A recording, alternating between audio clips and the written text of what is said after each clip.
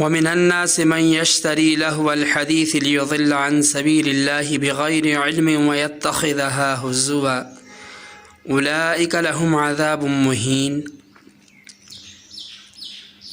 گانا سننا اور بجانا شرعاً حرام ہے۔ حضرت عبداللہ بن مسعود رضی اللہ تعالی عنہ سے اس آیت کے بارے میں پوچھا گیا تو آپ قسم کھا کر فرماتے تھے لہو الحدیث سے مراد گانا ہے۔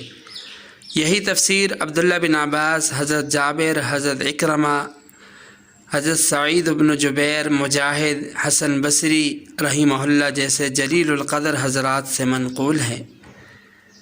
حضرت جابر رضی اللہ تعالی عنہ سے ایک روایت ہے کہ رسول اللہ صلی اللہ علیہ وسلم نے فرمایا کہ گانا دل میں نفاق کو اس طرح پیدا کرتا ہے جیسے پانی کھیتی کو اگاتا ہے۔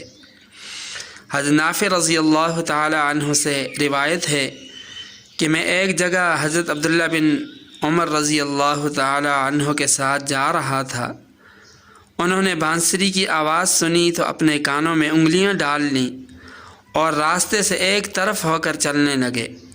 دور ہو جانے کے بعد مجھ سے کہا اے نافع کیا تم کچھ سن رہے ہو؟ تو فرماتے ہیں میں نے عرض کیا نہیں، چنانچہ انہوں نے کان سے انگلیاں نکال لیں اور پھر فرمایا کہ میں رسول اللہ صلی اللہ علیہ وسلم کے ساتھ جا رہا تھا۔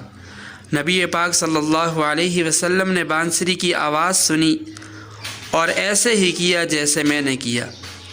ان تمام روایات سے یہ بات بخوبی معلوم ہو جاتی ہے کہ گانا بجانا موسیقی شرعاً حرام ہے اور اس کا ارتکاب کرنے والوں کے لیے ذلت ناک دردناک عذاب اللہ تعالی نے تیار کر رکھا ہے۔